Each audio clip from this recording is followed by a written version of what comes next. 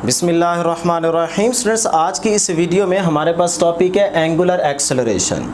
अब अगर आपको याद हो तो लास्ट टाइम हम टॉपिक डिस्कस कर चुके हैं एंगुलर वेलोसिटी। तो उस टॉपिक के लास्ट में मैंने आपसे कहा था कि इस पूरे टॉपिक में जहाँ जहाँ एंगुलर डिस्प्लेसमेंट का वर्ड यूज़ हो रहा है वहाँ आप डिस्प्लेसमेंट के वर्ड को हटाकर वेलोसिटी का वर्ड ऐड करते जाएं, तो ये सारी चीज़ें आपकी कन्वर्ट होती जाएंगी एंगुलर एक्सेलरेशन की फॉर्म में। तो स्टूडेंट्स, अगर आपने लेक्चर अच्छे तरीके से वो सुना है और नोट किया है चीज़ों को, तो फिर आप अपने उस पूरे टॉपिक में जहाँ डिस्प्लेसमेंट का वर्ड आ रहा है वहाँ आप वेलोसिटी का वर्ड ऐड करते जाएं, तो वो सारी चीज़ें एंगुलर एक्सेलरेशन की फॉर्म में कन्वर्ट होती जाएगी। तो इसीलिए हम यहाँ पे ज़्यादा डिटेल में नहीं जाएंगे, बल्कि सिंपली हम उनको डिफाइन करते हैं। किन किन को जी? एंगुलर एक्सेलरेशन को, एवरेज एंगुलर एक्सेलरेशन को और इंस्टेंटेनियस एंगुलर एक्सेलरेशन को हम यहाँ पे डिफाइन करते हैं। अब एवरेज और इंस्टेंटेनियस के वर्ड को हम डीपली अंडरस्टैंड नहीं करेंगे, क्योंकि हम ये लास्ट लेक्चर में बड़ी डिटेल में डिस्कस कर चुके हैं। सिंपल हम इनको यहाँ पे डिफाइन करेंगे और लास्ट में हम यहाँ पे एंगुलर एक्सेलरेशन की डायरेक्शन को फाइंड आउट करेंगे और एक छोटा सा एमसीक्यूज भी डिस्कस करेंगे। डिफाइन करते हैं जी एंगुलर एक्सेलरेशन को।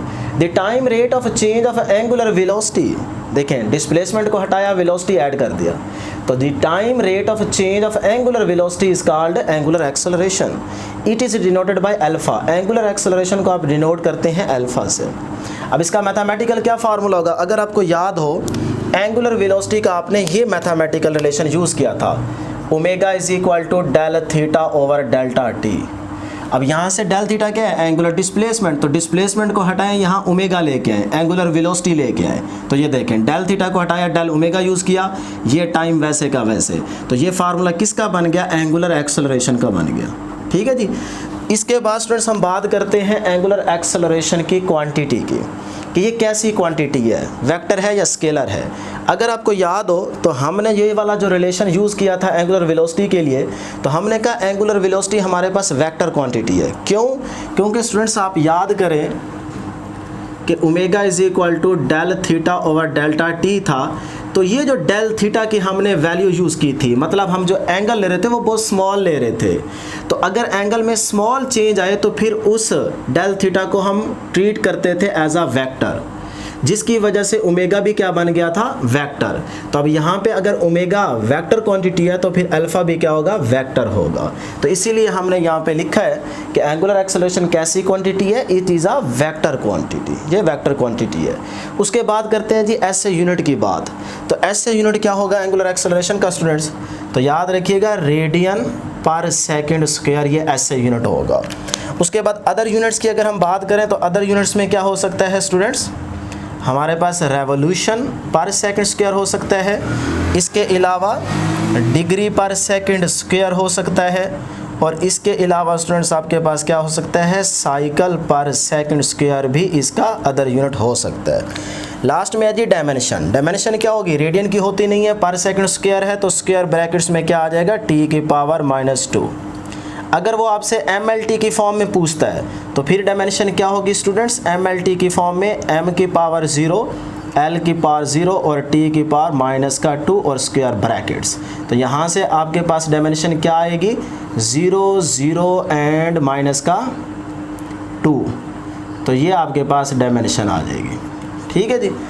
अब बात करते हैं एवरेज एंगुलर एक्सेलरेशन की। The total change in angular velocity. देखें, एंगुलर डिस्प्लेसमेंट का वर्ड था एवरेज एंगुलर वेलोसिटी के टॉपिक में। मैंने डिस्प्लेसमेंट के वर्ड को हटाया, यहाँ वेलोसिटी ऐड कर दिया, तो ये सारी डेफिनेशन एवरेज एंगुलर एक्सेलरेशन के लिए बन जाएगी। अब एवरेज का क्या मीनिंग है, ये हम लास्ट टॉपिक में बड़ी डिटेल में इस वर्ड को अंडरस्टैंड कर चुके हैं, तो इसीलिए हम इसकी तरफ नहीं जाएंगे, सिंपल हम इसको डिफाइन करेंगे। Total change in angular velocity del omega divide by total time delta T is called average angular acceleration. Mathematical क्या होगा जी? Average angular acceleration is equal to del omega और डेल्टा टी। डेल ओमेगा आपके पास क्या है? आपके पास total change in angular velocity है, और डेल्टा टी क्या है? टोटल टाइम है। इसी फार्मूले को स्टूडेंट्स आप लिख सकते हैं ω2 - ω1 डिवाइड बाय T2 - का T1। तो ये आपके पास बन जाएगी एवरेज एंगुलर एक्सेलरेशन। उसके बाद बात करते हैं जी इंस्टेंटेनियस एंगुलर एक्सेलरेशन की। अब इंस्टेंटेनियस एंगुलर एक्सेलरेशन क्या होता है? हम आपको इंस्टेंटेनियस की तरफ नहीं लेके जाएंगे, क्योंकि इंस्टेंटेनियस का वर्ड जो है हम डीपली अंडरस्टैंड कर चुके हैं। सिंपल उसको डिफाइन करते हैं कि the limiting value of del omega व delta T where as a time interval delta T approaches to zero. क्या मतलब स्टूडेंट्स के जो आपके पास टाइम है डेल्टा टी, ये अप्रोच करे ज़ीरो को, ज़ीरो करना नहीं है इसको, बल्कि ये अप्रोच करे ज़ीरो को, नियरर हो ज़ीरो के, तो फिर उस टाइम आपके पास जो भी एंगुलर एक्सेलरेशन की वैल्यू आएगी वो इंस्टेंटेनियस एंगुलर एक्सेलरेशन की वैल्यू होगी। मैथमेटिकल इसको कैसे हम डिफाइन करेंगे या लिखेंगे, instantaneous angular acceleration is equal to, कौन सी कंडीशन है इंस्टेंटेनियस एंगुलर एक्सेलरेशन के लिए, वो कंडीशन लिमिट है। तो लिमिट अप्लाई करेंगे delta T approaches to zero, आगे वही आप मैथमेटिकल फार्मूला यूज़ करेंगे जो आपके पास एवरेज एंगुलर एक्सेलरेशन का है, del omega over delta T. तो ये आपके पास इंस्टेंटेनियस एंगुलर एक्सेलरेशन का टॉपिक या डेफिनेशन थी। अब बात करते हैं जी एंगुलर एक्सेलरेशन की डायरेक्शन की।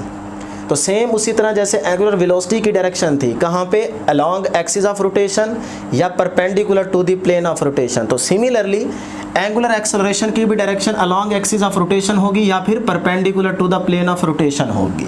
अब स्टूडेंट्स एंगुलर एक्सेलरेशन की डायरेक्शन को फाइंड आउट कैसे करेंगे, वो हम राइट हैंड रूल को अप्लाई करके एंगुलर एक्सेलरेशन की डायरेक्शन को फाइंड आउट करेंगे। अब कैसे करेंगे देखिएगा, अगर हमारे पास किसी प्लेन के अंदर ये रोटेशन है, हमारे पास किसी भी बॉडी की जो रोटेशन की डायरेक्शन है वो क्या है, यहाँ पे एंटी क्लॉकवाइज। तो इस बॉडी की जो रोटेशन की डायरेक्शन है वो एंटी क्लॉकवाइज है, तो यहाँ पे एंगुलर एक्सेलरेशन की डायरेक्शन क्या होगी। तो हम राइट हैंड रूल अप्लाई करेंगे। कैसे करेंगे, आप अपने राइट हैंड की जो फिंगर्स हैं इनको रोटेशन की डायरेक्शन में कर्ल करवाएं और थंब को जैसे ही छोड़ेंगे ये थंब आपको एंगुलर एक्सेलरेशन की डायरेक्शन बताएगा। तो ओमेगा की डायरेक्शन भी आप इसी तरह से फाइंड आपने लास्ट टाइम की थी। तो देखें जी, ये हमारे पास रोटेशन है, तो फिंगर्स को इस तरफ आपने कर्ल करवाया, थंब आपकी तरफ आ रहा है, आउट टू द पेज आ रहा है। तो आउट टू द पेज के लिए हम क्या करेंगे, अपवर्ड डायरेक्शन शो करेंगे। तो ये दोबारा देख सकते हैं आप, ये आपके पास फिंगर्स क्या आ रही हैं, एंटी क्लॉकवाइज। तो ये आपका थंब है। तो इसका मतलब हमने लास्ट टाइम ओमेगा की डायरेक्शन भी यही फाइंड आउट की थी। तो ये ब्लैक कलर से मैंने ओमेगा की डायरेक्शन को शो किया हुआ है। अब हमें चाहिए एंगुलर एक्सेलरेशन की डायरेक्शन। तो देखें, फिंगर्स को आप रोटेशन की डायरेक्शन में क्या कर रहे हैं, कर्ल, थंब जा रहा है अपवर्ड। तो ये जो रेड कलर से मैंने स्टूडेंट्स यहाँ पे एरो शो किया हुआ है, ये एंगुलर एक्सेलरेशन की डायरेक्शन है, क्योंकि थंब अपवर्ड जा रहा है ना, ये देखें। तो इसीलिए यहाँ पे जो एंगुलर एक्सेलरेशन की डायरेक्शन होगी, ये रेड कलर से जो एरो शो किया हुआ है, ये किसकी होगी, एंगुलर एक्सेलरेशन की होगी, अल्फा की। किधर होगी स्टूडेंट्स, अपवर्ड होगी। ठीक है, अगर डायरेक्शन अपवर्ड हो तो अल्फा को हम क्या लेंगे, पॉजिटिव लेंगे। ठीक है जी।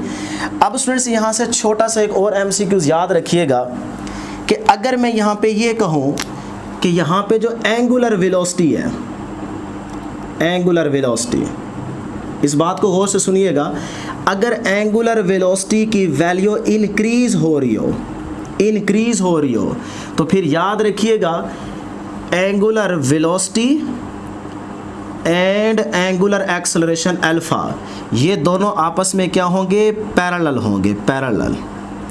ये आपसे एमसीक्यूज पूछा जा सकता है, पैरेलल होंगे।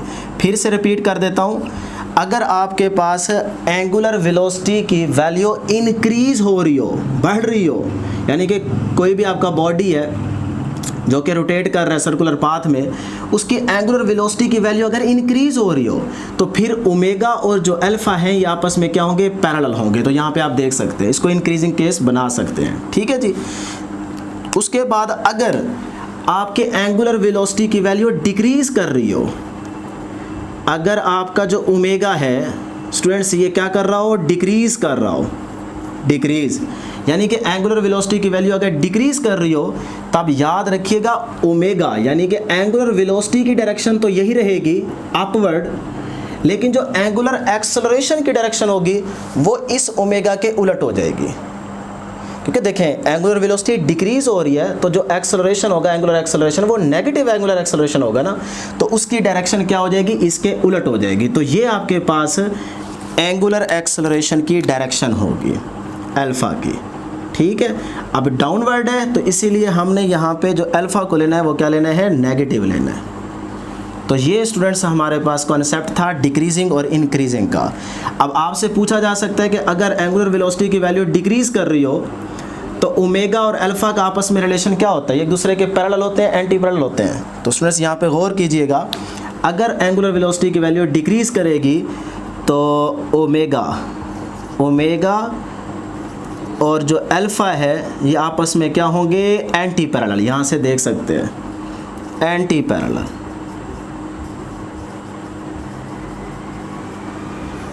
ठीक है जी। तो ये थी स्टूडेंट्स हमारे पास आज की डिस्कशन। उम्मीद करता हूँ कि आपको ज़रूर समझ आई होगी। आज के लिए इतना ही। दुआओं में याद रखिएगा। अल्लाह हाफिज़।